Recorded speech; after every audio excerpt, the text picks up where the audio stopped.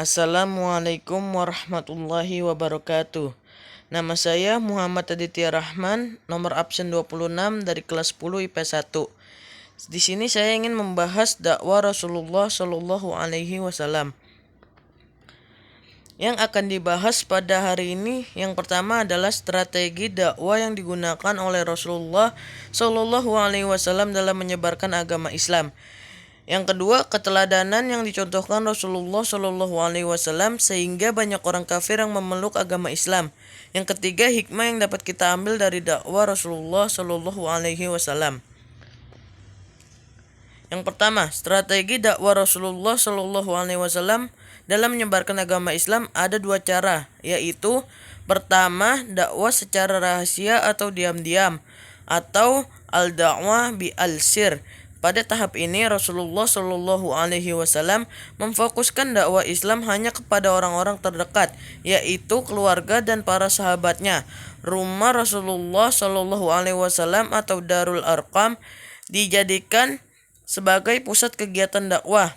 Orang-orang pertama yang mengakui kerasulan Nabi Muhammad Shallallahu alaihi wasallam dan menyatakan keislamannya adalah Siti Khadijah, yaitu istri Rasulullah. Yang kedua, Ali bin Abi Thalib, yaitu adik sepupu Rasulullah. Zaid bin Harisah, yaitu pembantu yang diangkat menjadi anak. Dan Abu Bakar Siddiq, yaitu sahabat Rasulullah Shallallahu alaihi wasallam. Yang kedua, dengan cara dakwah secara terang-terangan, yaitu al-dakwah bi al-jar.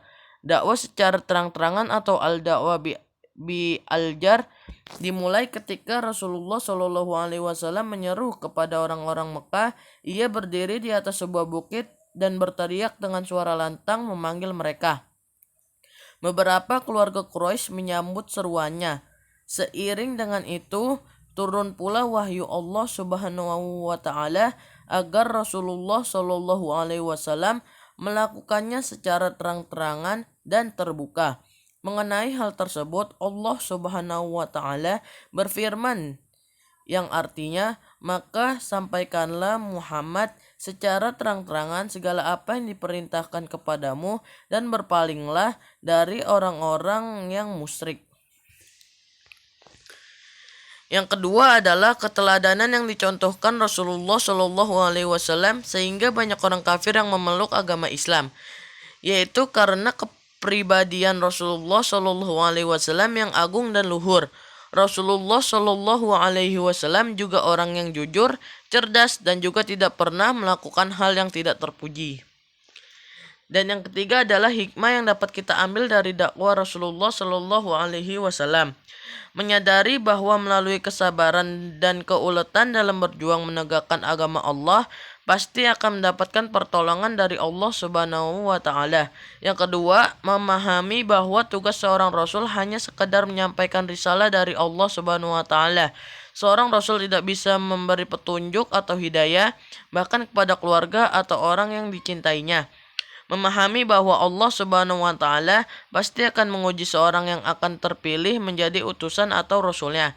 Yang keempat, memahami bahwa Nabi Muhammad Shallallahu alaihi wasallam sangat bijaksana, pandai menggunakan kesempatan yang berharga, dan dapat menarik perhatian orang tanpa menimbulkan kebosanan.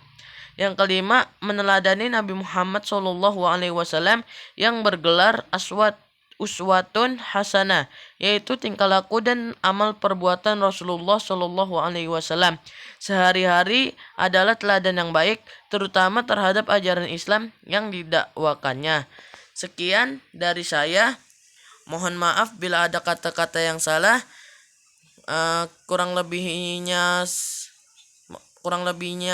mohon dimaafkan. Terima kasih sudah menonton video ini.